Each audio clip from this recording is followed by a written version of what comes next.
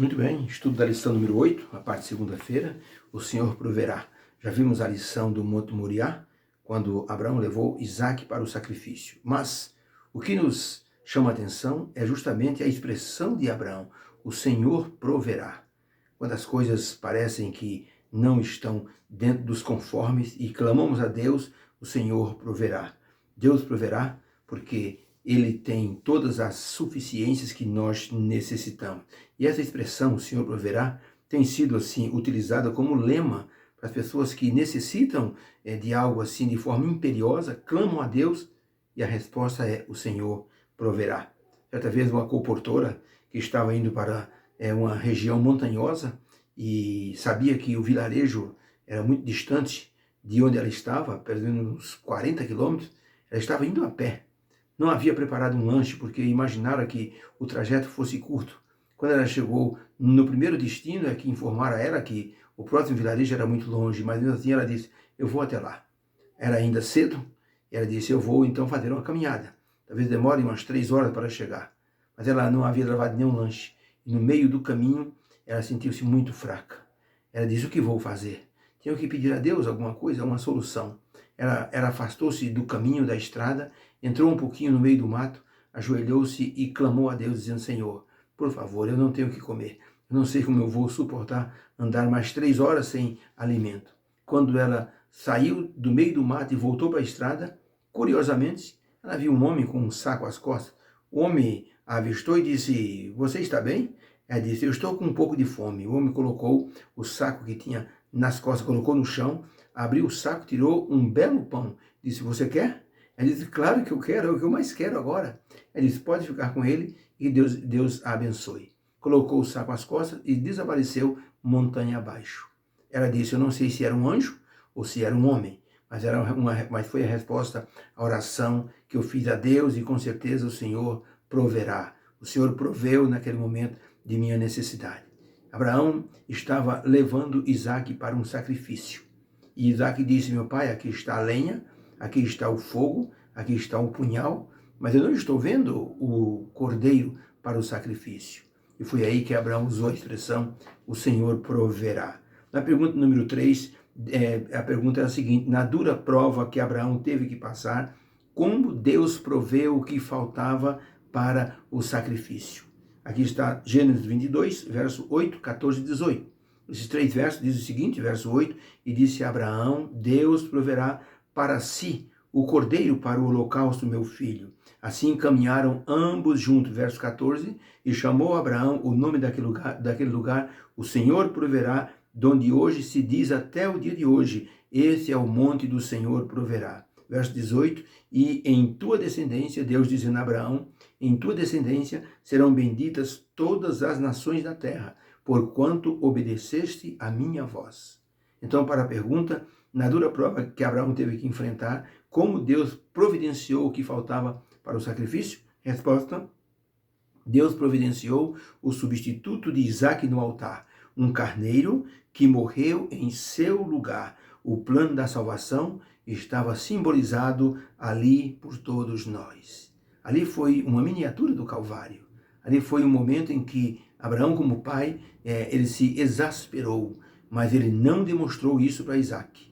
Ele estava com o coração partido porque tinha que sacrificar o filho, tal qual Deus, nosso Pai, esteve em angústia quando Jesus estava morrendo na cruz.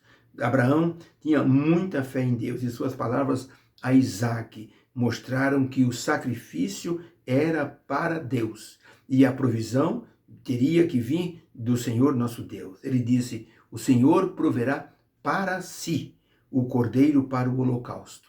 Abraão tinha uma confiança grandiosa em Deus e essa confiança motivou Isaque com suas palavras, a ponto do moço, na hora do sacrifício, deitar-se sem resistência sobre o altar para receber a punhalada fatal.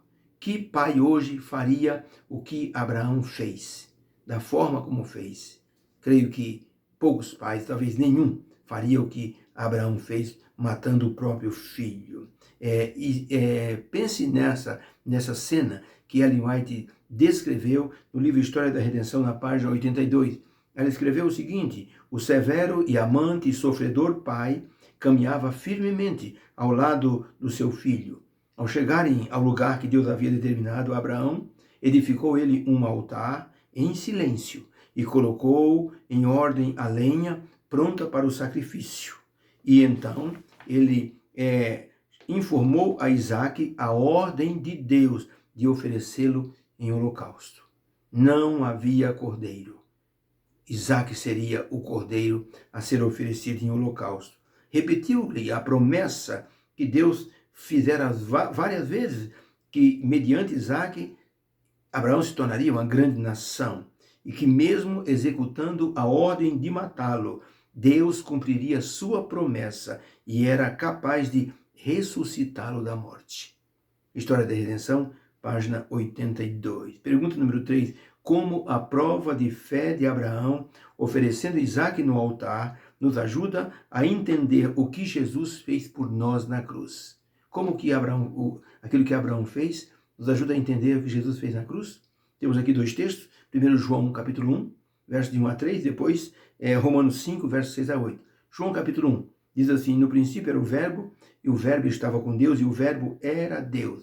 Ele estava no princípio com Deus.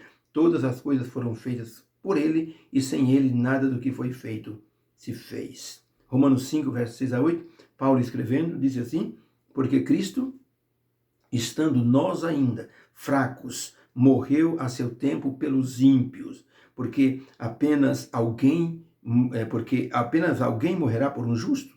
Pode ser que alguém morra por um justo, e depois poderá que pelo bom alguém ouse morrer. Mas Deus prova o seu amor para conosco, em que Cristo morreu por nós, sendo nós ainda pecadores. João disse, no princípio o verbo estava com Deus. E esse verbo se doou pela nossa salvação.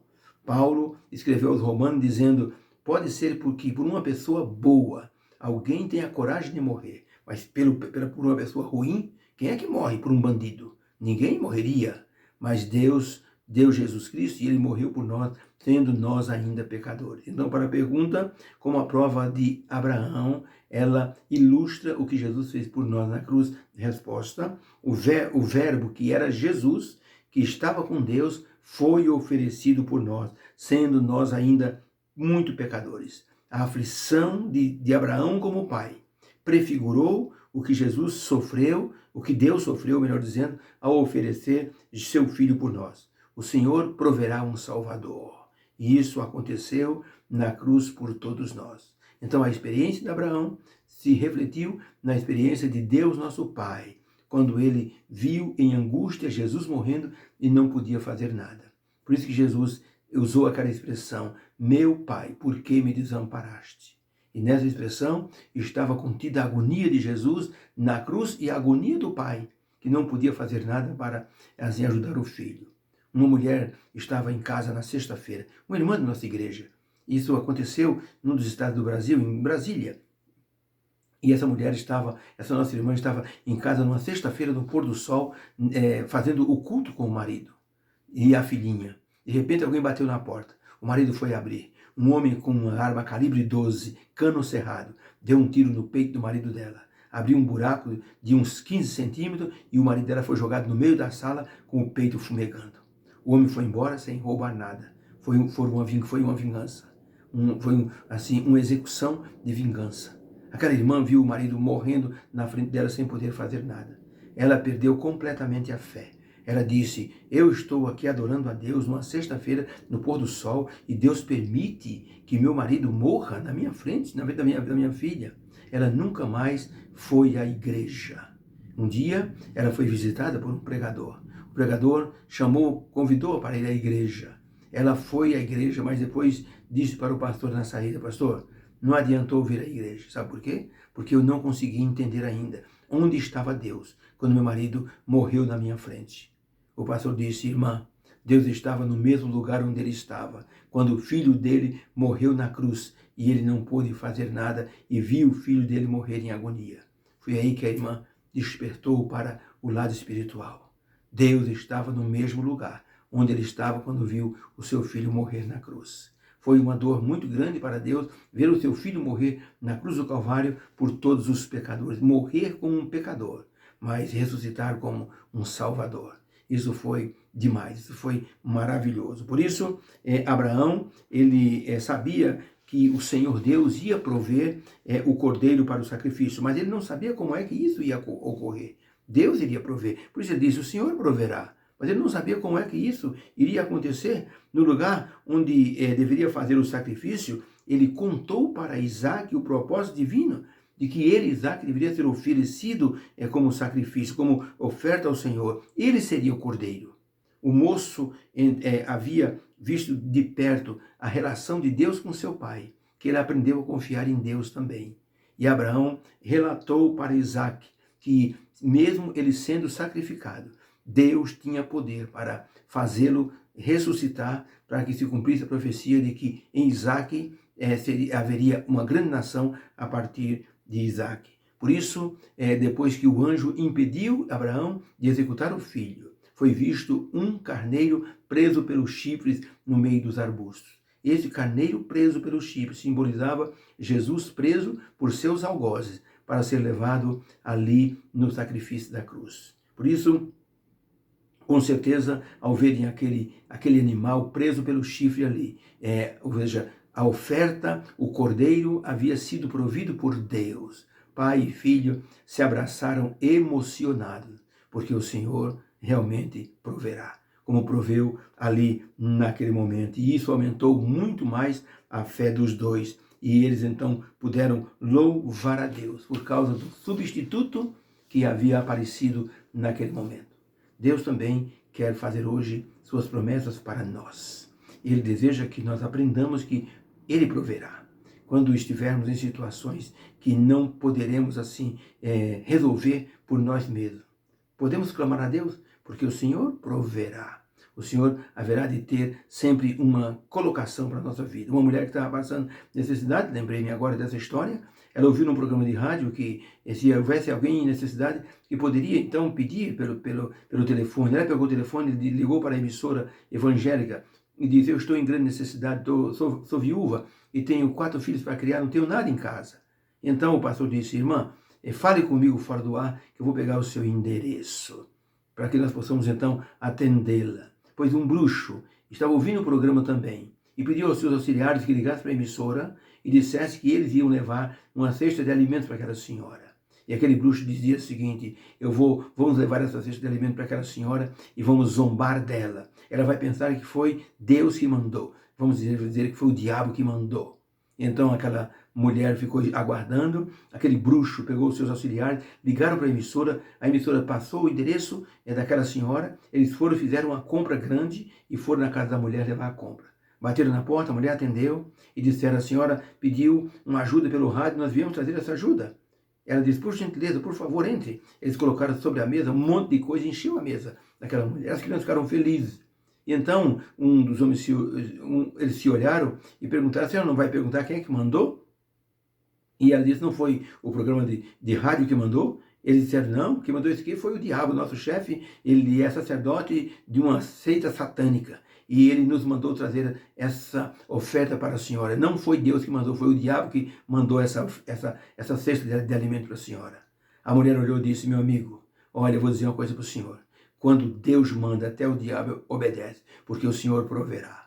Os homens ficaram envergonhados e foram embora. Quando Deus manda, até o diabo obedece. Deus pode prover aquilo que está faltando para você. Basta confiar no Senhor e orar e se entregar a Ele de coração. Vamos orar. Obrigado, Senhor, por essa lição. O Senhor proveu o substituto para Isaac, naquele sacrifício. O Senhor pode nos ajudar, provendo aquilo que está faltando para nós. Pedimos ao Senhor, com fé, que abençoe aqueles que estão em necessidade nesse momento, em nome do Senhor Jesus. Amém. Fica com Deus, um beijo no coração, tenha uma segunda-feira abençoada. E a semana começa já nervosa. Vamos então para cima, que o Senhor Deus nos abençoará. Fica com Deus. Deus abençoe.